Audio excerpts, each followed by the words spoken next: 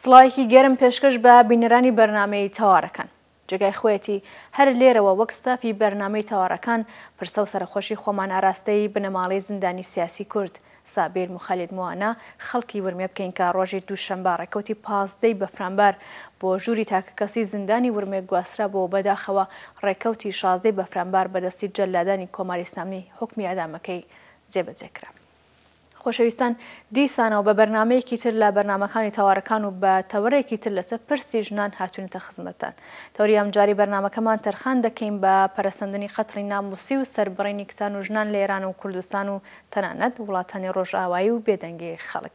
سەرەتا چەند هەواڵێک سەبارەت بە ژنان دەبینین و دەگەڕێنە وڵاتان بۆ درێژەی بەرنمەکە.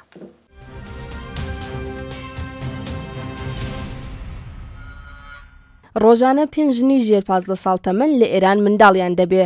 هاوسەرگیری منداڵانی ژێر تەمەنی یاسایی واتە هاوسەرگیری زۆرە ملێ لە ئێراندا بۆتە کێشەیەکی جددی کۆمەڵایەتی و بەرزبوونەوەی ئاماری هاوسەرگیری و دواتر دووگیانبوونی ئەو منداڵانە نیگەرانی کارناسانی کۆمەڵایەتی و چالاکانی مافی منداڵانی لێکەوتوێتەوە.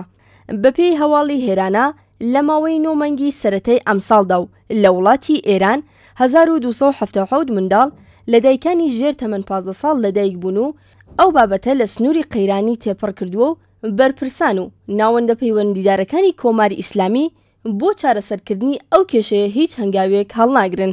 تەنیا لە سەرەتای 9 مانگی ساڵی 1392 هەتاویدا 31,000 کچی ژێر تەمەن 15 ساڵ هاوسەرگیریان کردووە. ئامارەکانی ساڵی 92 هەتاوی دەرخەری ئەوەیە کە 1227 دایکی ژێر تەمەن 15 ساڵ لە ماوەی ئەو ساڵەدا منداڵیان بۆ و لە ساڵی 1391ەوە تا ئێستا زیاتر لە 110,000 لە دایکبوونی منداڵان لە کچانی تەمەنی ژێر 19 ساڵ تۆمار کراوە کە 1635 حاڵەت لەو لە دایکبوونانە لە کچانی نێوان 10 هەتا 14 ساڵ بووە. زۆربەی کارناسان لەو باوەڕەدان کە ڕێژەی هاوسەرگیری کچانی ژێر تەمەن 15 ساڵ لەو ئامارە فەرمیە زیاترە و زۆربەی حاڵەتەکانیشی بە شێوەی نافەرمین و لە ئامارەکاندا تۆمار ناکرێن. پارێزگای ئورومیە لە ڕۆژهەڵاتی کوردستان لە بواری دیاردەی هاوسەرگیری منداڵان پلەی یەکەمی لە ئێراندا هەیە. ئێستاکە زیاتر لە 600 ملیۆن ژن لە سەرانسەر جیهان لە ژێر تەمەنی 18 ساڵی هاوسەرگیریان کردووە کە لەو ڕێژەیە لانیکەم 250 ملیۆن کەس لە کاتی هاوسەرگیریدا تەمەنیان لە ژێر 15 ساڵدا بووە.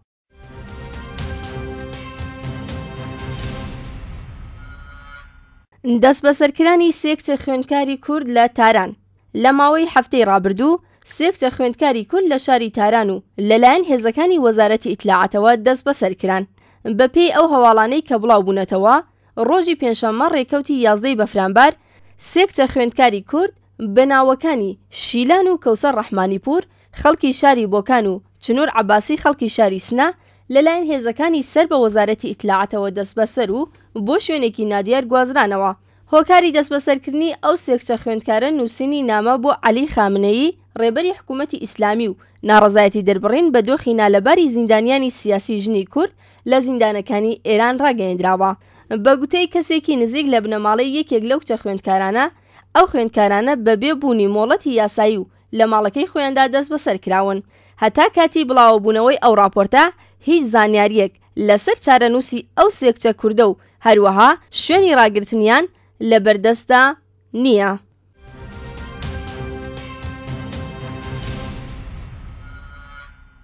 چاوپێکەوتنی نوێنەرانی حیزبی لیبر و کۆمەڵەی شۆڕشگەر لە بریتانیا. ڕۆژی پێنجشەممە ڕێکەوتی 8 مانگی ژانویەی 2015 نوێنەرانی پەیوەندی نێونەتەوەیەکانی کۆمەڵە و حیزبی لیبر لە شاری لەندەن کۆبوونەوە.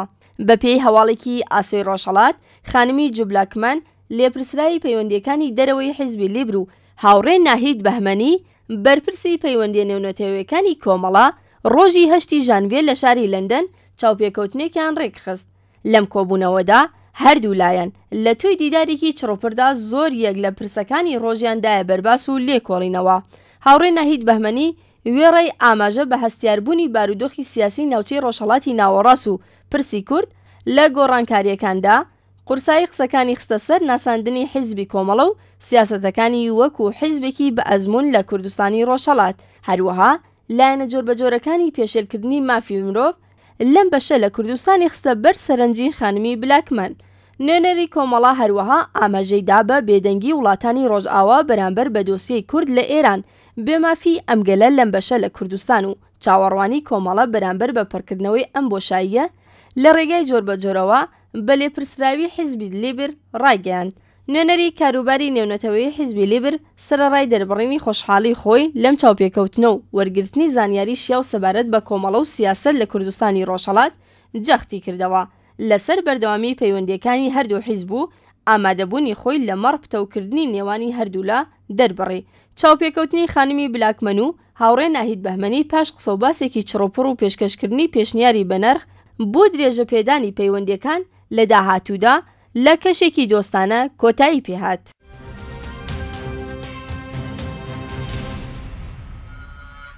چالاکێکی مەدەنیژن دەست بەسەر و بۆ زیندانی شاریڕێی گواسترایەوە.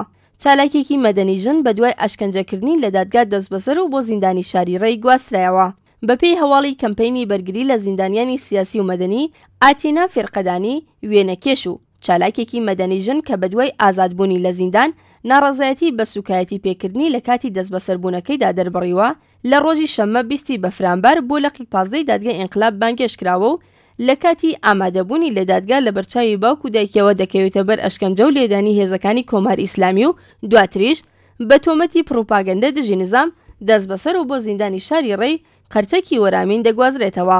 جێگەی ئاماژەیە ئەو ژنە چالاکە مەدەنیە لە ناڕەزایەتەکەیدا ڕایگەیاندووە بەهۆی سوکایەتیکردنی هێزەکانی بەندی 2 ئەلفی سپا کە لە ڕێگەی پشکنینی نایاسایی جەستەیی و دەرهێنانی لیباسەکانی لە ژووری تاکەکەسی و ئەشکەنجەکردن و ناونیتکە لێدان لەلایەن هێزەکانی زیندانەوە پێشێلکردنی مافی تایبەت بە کەسەکان لە زیندانی ئێڤینەوە لە ڕێگەی دانانی کامێرا لە حەمام و ئاودەست و هەروەها دەست بە سەڕاگرتنی کۆمپیوتر و تەلەفۆنەکەی و کەلوپەلەکانی تایبەت بەخۆی ناڕەزایەتی دەربڕیوە. جێگەی باسە ئەو چالاکە مەدەنیە زیندانیە ماوەی 1 ساڵە کە چەندین نامەی ناڕەزایەتی بە سوکایەتی پێکردن و پێشێلکردنی مافەکانی لە کاتی دەست بەسەربوونەکەیدا بۆ بەرپرسانی کۆماری ئیسلامی نووسیوە، بەڵام تاکو ئێستا هیچ کە زوڵامی نەداوەتەوە.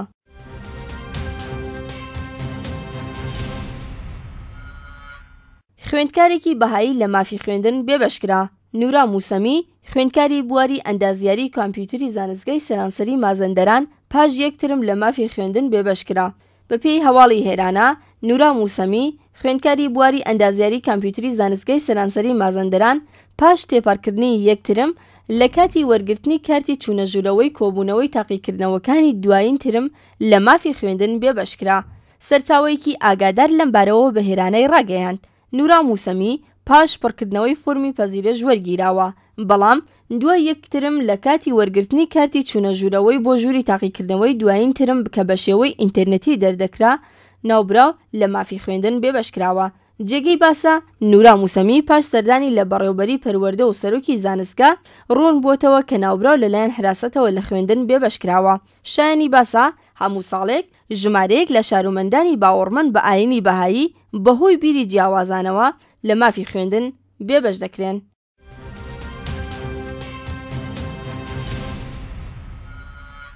چالاکێکی ژنی تۆڕە کۆمەڵایەتیەکان مافی چاوپێکەوتن و پەیوەندیگرتنی پێنادرێت. ژنێکی زیندانی چالاکی تۆڕە کۆمەڵایەتیەکان ماوەی 37 مافی چاوپێکەوتن و پەیوەندی تەلەفۆنی لێ سەندراوەتەوە. بەپێی هەواڵی هێرانە ناهید گورجی شارومەندێکی مەشەدی کە ڕۆژی شەممە ڕێکەوتی 19 ڕەزبەر بەهۆی چالاکیکردن لە تۆڕە کۆمەڵایەتیەکاندا بەدەستی هێزە ئەمنیەکانی ئەو شارە لە ماڵەکەی خۆیدا دەست بەسەر کرابوو. ماوەی 37 کە مافی چاوپێکەوتن و پەیوەندی تەلەفۆنی لەگەڵ بنەماڵەکەی لێ سەندراوەتەوە.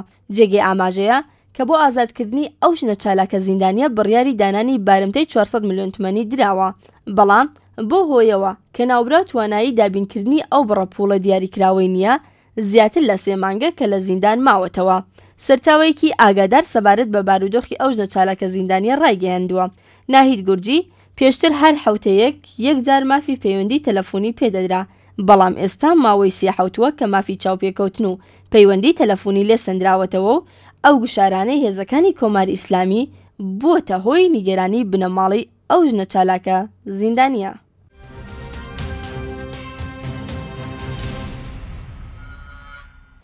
وەک لە هەواڵەکان داهاتووە لە ماوەی 2 هەفتەی ڕابردوو واتە ڕۆژی 12 سەرمەوازی 93 هەتاوی کچێک بە ناوی سروە تەمەن 19 ساڵ کچی ئیبراهیم کە خەڵکی یەکێک لە گوندەکانی ناوچەی دێوەلان لە پارێزگای سنەبوو بەدەستی براکەی لەژێر ناوی پاراستنی شەڕەفدا سەر بردرا. ئێستاکە لە یەکێک لە نەخۆشخانەکانی شاری سنەیە و بەخۆشیەوە ئێستا لە ژیان داماوە. کوشتنی ژنان لەژێر ناوی پاراستنی ناموسدا یان بەواتەیەکی دیکە قەتڵی ناموسی وەکو زەقترین حاڵەتی توندوتیژی دیژبەژنان لە هەندێک لە ناوچەکانی کوردستان لە ئارادا بوو و لەمەوەی ئەم ساڵدا چەندین حاڵەتی ژن کوشتن لە شارەکانی وەکو سەردەشت، مەریوان، بانا، کامیاران و چەندین شاری دیکەی کوردستان لەژێر ناوی پاراستنی شەرەف و نامەسدا کوژراون و چاڵەکانی مافی ژنان لەو بڕوایەدان کە کۆمەڵێک فاکت لە ناوچە کوردنشینەکان بۆتە هۆکاری ئەوەی کە ژنان وەکو مۆڵک سێ بکرێن و ئەم بیرۆکەیەش بەهۆی نەریتی بوونی کۆمەڵگای کوردیەوە لە حاڵی بەهێزبووندایە.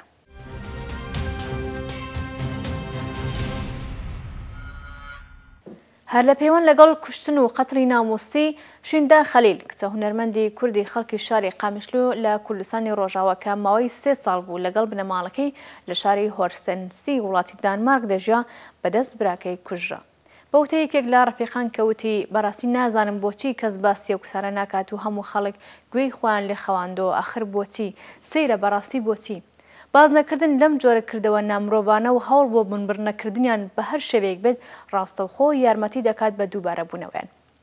نابێت کاری خێزەوەنی ئەوانەی مێشکی ژەنگرتوویان خەونی ناموسی پاک و قسەی بێمانەی تێدا دێت و دەچێت بێدەنگەی لێ بکرێت. ئەرکی هەموو تاکێکی یەکسانی خوازە بە هەر شێوەیەک بۆی دەکرێت دەنگ هەڵبڕێ و لە دژی ئەوانەی هێشتا کاژن بە مێگەڵ دەبینن بوەستنەوە. دەبێت هەوڵ بدرێت کللتوری ڕێزنێنان لە ژنان و یەکسانی خوازی زیاتر لە هەمیشە بڕواتە ناو قۆڵایی کۆمەلگاوە.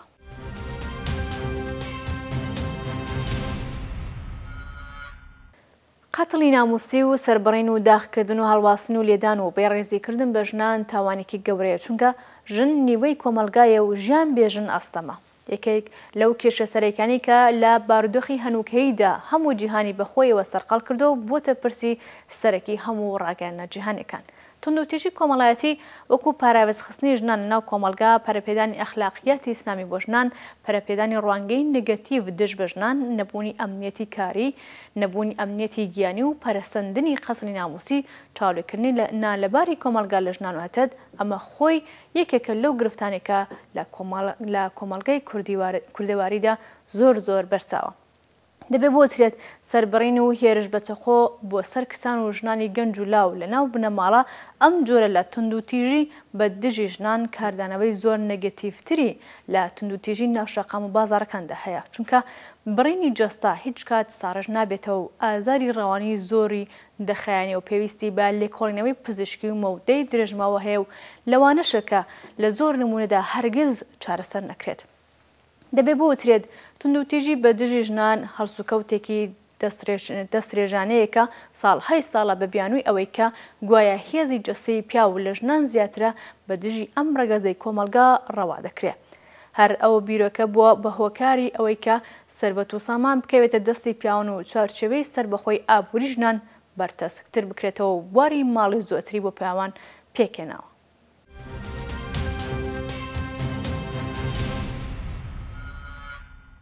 ساڵهای ساڵە توندوتیژی بە دژی ژنان لەناو ئەو کۆمەلگانەی کە سیستمێکی پیاوسالاری تێیدا حاکمە چ بە هۆکار بێت و چ بێ هۆکار بەردەوام بەڕێوە دەچێت پیاوان بەهێزتر لە قەڵەم دەدرێن و ژنان بۆ بیانەوە کراونەتە کونجی ماڵە و سەرقاڵی منداڵداری و ماڵدارین و لاکامدا لە پرۆسەی بەرهەمهێناندا بێبەشکراون. بەڵام کارەساتەکە بەوە زیاتر قوڵ دەبێتەوە کە ئەو بەو بیرۆکە فەرهەنگ و کللتوری دەسەڵاتی پیاو زیاتر بێ و هەر کاتێکیش ئاین ئیزننامەی بەو بیرۆکەیەدا ئیتر بواری زیاتر بۆ دەسەڵاتی پیاوان و ژێردەستەی ژنان دەرەخسێت و گەورەترین هێزی سەرکوتی ژنان بەرهەم دێت. ئەمڕۆکە سەرەڕای هەموو پێشکەوتنێکی جیهانی لە بوارەکانی سیاسی، کۆمەڵایەتی، ئابووری و مرۆڤی پرسی مافی بەرابەری ژن و پیاو هەروەها ژن ئازاری باسی سەرەکی میدیاکانە و توندوتیژی بە دژی ژنان پەتایەکی ماڵوێرانکەرەکە جیهانی سەرخاڵی خۆی کردووە. دەبێ بڵین کە توندوتیژی بە دژی ژنان توندوتیژی بە دژی هەموو مرۆڤایەتی و بە تایبەتی نەوەکانی دواڕۆژەکە بە گیانێکی مرۆیی و بە دوور لە هەڵاواردن پەروەردە ناکرێن و توندوتیژی لە ناخیاندا ڕۆژ لەگەڵ ڕۆژ بەرهەم دێت و توندوتیژی بە دژی ژنان مێژوویەکی دوورودرێژی هەیە هەر بۆیە وەزە و توانایەکی زۆریش بۆ بنبڕکردنی پێویستە و دەبێت ژنان و پیاوانی ئازادی خواست لە هەر دەرفەتێک کە بۆیان بلوێ بە دژی ئەم دیاردەیە کە سیمای کۆمەلگاکانی دزێو کردەوە بۆسن و خەباتی بەوچانی بۆ بەڕێبخەن. هەلۆ پەیوەندیەدا و توێژمان ئەنجام داوە لەگەڵ چالاکێکی سیاسی و چەند پرسیارێکمان ئاراستەی بەڕێزیان کردو. وەک یەکەم پرسیار بە بڕوای ئێوە ئەم بێدەنگیە لەلایەن خەڵکەوە بەتایبەتی لەلایەن ژنانەوە دەرخەری چییە؟ ئەمە نە یەکەم جارە و ناخر جاریشە. ئایا حەقەکە کچێک بەدەستی براکەی سەر ببردرێت؟ چەند ساڵ پێش ئێستاش فریشتە نەجاتی بەدەستی باوکی سەر برا. ئایا تا ئێستا تاوانباران لەلایەن حکوومەتەوە سزا دراون؟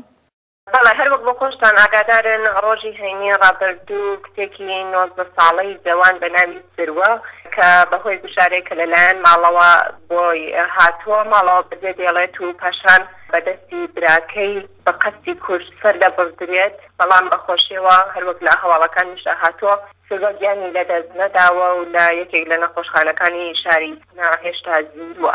بەڵام ئایا کە ئەوەی کە دەمێنێت یاندا تا ئێستا معلوم نییە. و هەروەها هەواڵێکی دیکەش کە باسان لێکرد و ئیشارەتان پێدا هەواڵی مەرگی شیندا خەلیل کوشتنی شیندا خەلیل کتە هونەرمەندی کوردی شاری قامیشلو کە لە کوردستانی ڕۆژ ئاوا بوو بۆ ماوەی 3 ساڵ بوو لە وڵاتی دانمارک دەژیا ئەلیش بەدەستی براکەی کوژاوە بۆیە ئێمە ڕۆژانە هەواڵی لەو جۆرەمان زۆر بەرگوێ ئەکەوێ یاخود ئەیبیستین. ئەم مەرگە ساتانە یەکەم جار نین و لەوانەیە دوایین جاریش نەبێت. هەر بۆیە بۆ دژایەتی لەگەڵ ئەم بۆچوونە دژە ئینسانیە دەبێت وا پێویستە قۆڵی لێ هەڵبماڵدرێت و خەباتێکی بەرین ڕێک بخرێت. بڕوای من نەتەنیا ئەو کوشتانە حەق نییە بەڵکو ئەوە تاوانێکە کە ئەنجام دەدرێت دەبێت وەکو تاوانێک چەند لێ بکردرێت. کوشتنی ژنان یەکێک لەو توندوتیژیانەیە بەرامبەر بە ژنان کە بە بیانووی پاراستن لە شەرەف و نامۆز ڕوو ئەدات بە تایبەتی لە ئێران بە گشتی و بەداخەوە لە ناوتە کوردنشینەکان بە تایبەتی زیاتر ئەم ڕووداوانە دێنە بەرچاو. بەداخەوە نەتەنیا سزا نادرێن و بگرە ئەگەر سزاش بدرێن سزایەکی ئەو تۆنیە کە بەسەریاندا دەسەپێت و زۆر جار دەبینین کە ئەو کەسانی تاوانەکانیان ئەنجام داوە زۆر بە ئازادانە لەناو کۆمەڵگادا دێن و دەچن و بگرە زۆر جار ڕێزیشان لێ دەجێتێت و خۆشیشان لێ دەکردێت و شانازیش بەخۆیان دەکەن کە ئەو کرداریان ئەنجام داوە بۆ ئەوەی کە ئەمەیان لەسەر پاراستنی شەرەف و ناموس ئەنجام داوە. لە کۆماری ئیسلامیدا تەنانەت ئەو یاسایانەی کە دای دەڕێژن یاسایەکی دژەژنن. کۆماری ئیسلامی خۆی لە خۆیدا پێشێلکەری مافی مرۆڤ و پێشێلکەری مافی ژنانە. بۆ نمونە ئەگەر ئیشارەتێک بکەین بەپێی مادەی 220 یاسای سزادانی ئیسلامی ئەگەر کتێک بەدەستی باوک یاخود باپیری بکوژێت ئەوە حدی ئەکسەری سزای کە بۆی دەبردرێتەوە 10 ساڵە. بۆیە زۆر داریش بینیمانە کە دایک و باوک بەخشراون لە سزای تەواوە. لەلایەکی دیکەوە ئەگەر کتێک بەدەستی برا مام یاخود کەسوکاری بکوژێت ئەوە دایک و باوکی دەبێت بە دوواداچوون بۆ ئەو کێشە ڕووداوە بکەن. بەڵام بەداخەوە زۆر کات بە دوواداچوونیشی بۆ ناکەن و ئەگەر ئەوانیش بە دوواداچوونی بۆ نەکەن ئەوە یاسا پێگیر نابێت. زۆر جار بنەماڵەمان بینیوە کە لەسەر ئەو باوەڕان و ڕەنگەیان وایە کە دەبێت ئازادیانەی کە هەر تاکێتەیەکی بێبەش بکرێت. کسان دەبێت ملکەتی بێئەمناولای دایک و باوک بن. دایک باوک مام بنەماڵە و کەسوکار مافی ئەوەیان هەیە کچ بخەنە ژێر دەسەڵاتی خۆیان و تا ئەو جێگایە کە گیانی کچەش لە ژێر دەستی ئەوەندایە. لەم شێوە بنەماڵانەدا تەنانەت ئەگەر کوشتنەکە بەدەستی مامی کرد ئەنجام بدرێت یا بەدەستی براکەی باوکی کچەکە سکاڵا تۆمار ناکات و یاساش بە دوواداچوونی بۆ ناکات. هەر بەو هۆیەش ئەو کەسێک کە تاوانەکەی ئەنجام داوە سزای بەسەردا ناچێت و دەبەخشرێت. وەک پرسیاری دووهەم ئێستاکە ئەو کچە هێشتا ماوە بە بڕوای دکتۆرەکان ئەگەری گیان لەدەستانی زۆرە کێ جوابگووی ئەم کارە دڵتەزێنێ یان ناگەر ئەو کچە لە ژیانە بمێنێ چ داهاتوویەکی دەبێت؟ من پێم وایە کۆماری ئیسلامی تاوانباری سەرەکیە لە هاتنە ئارای ئەم بارودۆخە و پێم وابێت ڕۆڵ و دەوری یاسا زۆر گرنگە. بەڵام زۆر بەداخەوە هەموو یاساکانی سیستمی قەزایی ئێران لە دژی ژنانن و لە بەرژەوەندی هەڵاواردنی جنسیدان. یاساکانی کۆماری ئیسلامی نەتەنیا ئەوەی کە ڕێگەرنین لەو زۆرە تاوانانە بەڵکو بگرە ئاسانکاریشیان کردووە و ئیمکانی ئەندامی ئەو زۆرە تاوانانیان ئاسانتر کردووە. بۆ نمونە ئەگەر ئیشارەتێ بکەین لە مادەی 630 ئەگەر پیاوێک هاوسەرەکەی خۆی لەگەڵ پیاوێکی تر ببینیە ئەو دەسەڵاتی پێداوە ئەو ڕێگەی بۆ خۆش کردووە کە هەردووکیان بکوژێت. بۆیە بەداخەوە یاساکانی کۆماری ئیسلامی لەسەر بناغەی ئایندا ڕێژراون و ئاینیش خۆی یەکێکە لەو هۆکارانە. هۆکارێکی دیکە کە دەتوانین ئشارەی پێ بکەین هۆکاری فەرهەنگیە. کۆمەڵگای ئێمە کۆمەڵگایەکی پیاسالارە، کۆمەڵگایەک کە هێشتا فەرهەنگی عەشیرە تایفە و تایفەگەری تێدا زاڵە. لەو زۆرە کۆمەڵگایانەدا فەردیەت مانای تێدا نییە. لەو شەرایەتانەدا کرد و زۆردار تەنانەت بینومانە کوڕیش حەقی ئینتخابی لێ دەستێنرێتەوە و حەقی تەعینی سەرنوشتی خۆی نابێت.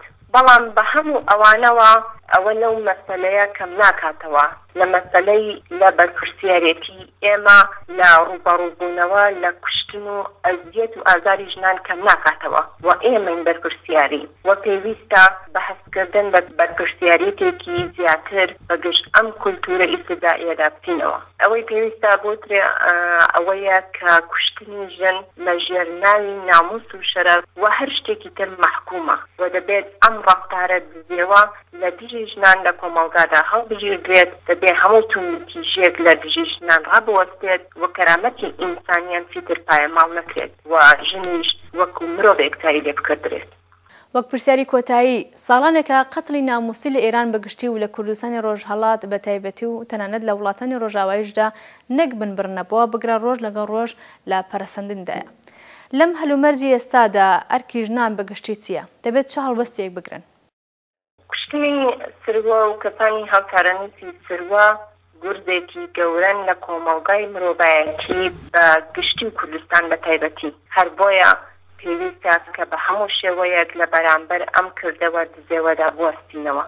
پێم وابێ بەشداری تالاکانی بەشێکی بەرچاو لە خەڵکی شارەکان و ڕێکخراوەکانی ژنان بۆ بەرزکردنەوەی دروشم لە دژی ئەم جینایەتانە هەنگاوێکی پێویست و شیاوە و دەبێت ئەم شێوە خەباتە بەفراوانتر بکرێت. هەر وەکو چەند ساڵ لەمەوە پێش بۆ کوشتنی فریشتە خەڵکی شاری مەریوان هاتنە سەر شەقامەکان بۆیە پێویستە لەم زۆرە کارانە زۆرتر بکرێت و زۆرتر پەرەی پێ بدرێت. لەلایەکی دیکەوە هاتنە ئارەی ئەم بارودۆخە ئەرکی ڕۆشنبیران و تالاکانی کۆمەڵایەتی کۆمەڵگا دوو هێندە دەکاتەوە. پێویستە ئەم توێژە لە کۆمەڵگا تالاکیەکانیان فڕوپەرتر بکەن و بەرفراوانتر بکەنەوە. ئەو یاسایانەی کە تێکەڵاوی هەڵاواردن و دژی ژنانن گۆڕانی بەسەردا بێت، لە بنەڕەتدا گۆڕانی بەسەردا بێت و قەتڵ ناموسیش بە قەتڵدا بنرێت. پێویستە قەتڵ بەدەست باوک، برا، مام و هاوسەر وەکو هەر قەتڵێکی دیکە لەلایەن یاسای سزاوە سزا بدرێت و وەکو قەتڵەکانی دیکە حسابی بۆ بکردرێت. بازنەکردن لەو جۆرە کردەوە نامرۆڤانەیە و هەوڵ بۆ بنەبڕنەکردنیان بە هەر شێوەیەک ڕاستەوخۆ یارمەتی دەکات بۆ دووبارە بوونەوەیان. نابێت کاری ئەو زۆرە کارانە کە لە ژێر ناوی ناموس و شەرەفەوە ڕوو دەدەن بێدەنگەی لێ بکردرێت. ئەرکی هەموو تاکێکی یەکسانی خوازە بە هەر شێوەیەک بۆی دەکرێت دەنگ هەڵبڕێ و لە دژی ئەوانەی هێشتا کەژن بە مێگەل دەبینن بوەستنەوە. دەبێت هەوڵ بدرێت کولتوری ڕێزلێنان لە ژنان و یەکسانی خوازی زیاتر لە هەمیشە بڕواتە ناو کوڵایی کۆمەڵگا و لێ بخرێت. دام و دەستگا ڕاگەیاندنەکان ئەرکێکی زۆر گرنگیان لەسەر شانە و دەور و ڕۆڵێکی زۆر گرنگ دەبینن. بوونی دامەزرا و ڕێکخراو مەدەنیەکان تاڕابەیەکی زۆر دەتوانن زۆر زیاتر لە جاران ئەو توندەتی ژیانە بخەنە ڕوو و ئاشکرایان بکەن بە دوواداچوونیان بۆ بکەن. یەکێکی دیکەیەکە شتێکی تر کە دەتوانم ئیشارە پێ بکەم فەرهەنگسازی بکرێت. بۆ نمونە لەم پێناوەدا کۆمەڵێک بابەت بڵاو بکرێتەوە، کۆمەڵێک بەرنامە ئامادە بکرێت و هەروەها لە پێناو وشیارکردنەوەی بنەماڵەکان کۆمەڵێک هەوڵ و کاری ڕۆشنیاریانە ئەنجام بدرێت و لە ڕاستیدا بۆ پێکهێنانی کولتورێک کە ژن وەکو مرۆڤ چاو لێ بکات هەوڵ بدرێت. ئێمە دەبێت ببین بە دەنگی ئەو دەنگە کردکراوانە، ئێمە دەبێت ببین بە دەنگی ئەو دەنگانەی کە بۆ هەمیشە بێدەنگ کران. دەبێت ئێمەی ژن ئاگاهانەتر، خەریتر و بە بڕوا بەخۆبوونێکی زۆرتر بڕوانینە خۆمان بۆ بەدەستێنانی مافەکانمان تا ئەو جێگایی دەتوانین تێبکۆشین و هەوڵ بدەین. و بەرامبەر بەو تونند و تیژیانە و بەو ناحەقیانەی کە بەرامبەرمان دەکرێت بێدەنگەی نەکەین و ئێمە خۆمان دەبێ ئەو شتانە قبول نەکەین و سەرەتا خۆمان دەبێ ڕێز لە خۆمان بگرین. لە کۆتاییدا تەنیا دەتوانم بڵێم بێدەنگەکردنمان بەنسبەت سەربڕینی ژنان و یاخود هەر تونند و تیژێک پێش بە ژنان پشتیوانی ناڕاستەوخۆیە لە کەوتانی کۆمەڵگا بەگشتی و کۆمەڵگای کوردی بە تایبەتی. بە سپاسەوە بۆ میوانی ئەمجاری بەرنامەی چاوەڕەکان. لەناو کۆمەڵگایەکدا کە سیستمی چەوسەنەری هەیە و جەستەی ژن کاڵایە و ژن تەنها لە خزمەت بەرژەوەندی پیاوانین ئەو کۆمەڵگایەدان و کۆماری ئیسلامی بەپێی شەرعی ئیسلام و مەزهەب و ئاین ئیزنی سەربڕین و هەڵواسین ئیزننامەی کوشتنی ژنانیان داوە چ چاوەڕوانەیەک لەوە زیاتر دەبێ هەبێ.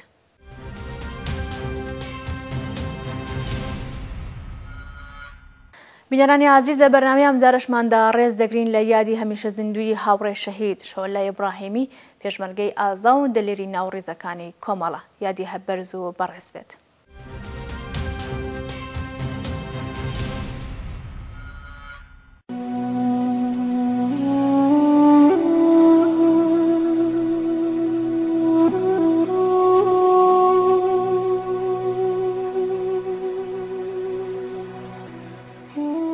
بەساوخشاندنێک بەسەر مێژووی بزوتنەوەی کوردستان دەبینین کە تێکۆشەران و خەباتگەرانێکی زۆر بۆ گەیشتن بە ئازادی و مسەوگەربوونی مافی خەڵکی کورد و چینی چەوساوە و هەژار گیانی خوان فدا کردو و لەم ڕێگایەدا تووشی گەلێک ئازار و ئەزیەت بوون. لەم نێوەدا ژنان وەک بەشێک لە کۆمەڵگەی کوردستان دەورێکی بەرچاویان بوو لە تۆمارکردنی مێژووی خەبات و تێکۆشان. شۆلە ئیبراهیمی یەکێک لەو ژنە فیداکار و ئازایانە بوو کە توانی لە مێژوودا لاپەڕەیەکی پڕ لە شانازی بۆ خۆی تۆمار بکە و ببێ بە سمبولی هەموو ژنانی کوردستان بۆ گەیشتن بە مافەکانیان. شۆلە ئیبراهیمی ساڵی 1344 لە بنەماڵەیەکی شاری سەقز چاوی بەژیم شکوت. لە ڕاپەڕینی خەڵکی ئێران لە دژی ڕژیمی شا بەشداری کرد و بەم جۆرە وەک زۆرێک لە لاوانی ئەو کات لەگەڵ مەسایلی سیاسی ئاشنا بووە و ئەمە سەرەتایەک بوو بۆ تێکۆشان و خەبات لە پێناو ئازادی و نەمانی هەر جۆرە چەوسانەوەیەک. ساڵی 1358 لەگەڵ سیاسەتەکانی کۆمەڵە ئاشنا بوو وەک لایەنگرێکی دڵسۆز دەستی دایە خەبات و هەڵسوڕانی سیاسی و زۆر زوو توانی وەکو سیمایەکی خۆشەویست لە ناو خەڵکی شاری سەقز و هاوڕێیانی جێگە و پێگەیەک بۆ خۆی دەستەبەر بکات. بەهۆی هەڵسوڕانی بەرچاوی بەردەوام لەژێر چاودێری توندی هێزەکانی ڕژیمی کۆماری ئیسلامی بۆ ماوەی 10 ڕۆژ گیرا و خرایە زیندان. بەڵام شۆلە زۆر بڤێرانە لە بەرامبەر ئەواندا ڕاوەستا و هیچ نهێنێکی نەدرکاند و ئەوانی ناچار کرد کە ئازادی بکەن. لە ساڵی 1359 بەهۆی هەڵسوڕانی سیاسی لە مەدرسە دەرکرا و بەم جۆرە ناچار بوو بۆ دەرس خوێندن ڕوو بکاتە شاری تەورەس. شۆلە لە هیچ کات و ساتێکدا دەستی لە خەبات و هەڵسوڕان هەڵنەدەگرت و بەردەوام هەوڵی دەدا سیاسەتەکانی ڕژیمی کۆماری ئیسلامی لەقاو بدە و خەڵکی بەرەو خەباتی یەکگرتووانە هاندەدا. تەنجارێکی دیکە شۆلە لەلایەن هێزەکانی ڕژیم گیرا و خرایە زیندان. شۆلە لە کاتێکدا کە تەمەنێکی زۆری نەبوو بەڵام وەک تێکۆشەرێکی ڕێگەی خەبات و بزوتنەوەی ڕزگاری خوازی خەڵکی کورد لە هیچ فیداکاری و دڵسۆزێک سڵی نەکرد و بوو بە سیمایەکی ناسراوی نێوژنانی بەژمێنەتی کوردستانیشکە هیوای ئاسۆیەکی گەشی بۆ ئەوان مزگەنی دەدا. ساڵی 1362 بۆ جارێکی دیکە گیرا و لە زیندانی تاکە کەسی لە تەورێز زیندانی کرا و دواتر نێردرایە زیندانی گشتی و لەوێ خرایە ژێر ئەشکەنجە و ئازارێکی زۆر. ئەشکەنجەکردنی شۆلە بە شێوەیەکی وەحشیانە لەلایەن هێزەکانی کۆماری ئیسلامی ئەو پەڕی درەندەی ئەوانی بۆ هەمووان دەرخست و دواتر لە دادگایەکی نمایشی حکمی ئەدامیان بەسەردا سەپاند و بەم جۆرە شۆلە ئیبراهیمی لە ڕۆژی 23 گەلاوێژی ساڵی 1362 ئێعدام کرا و لاپەڕەیەکی ڕەش بۆ سەرانی ڕژیمی کۆماری ئیسلامی لە مێژوودا تۆمار کرا. یادی بەرز و بەڕێز بێت.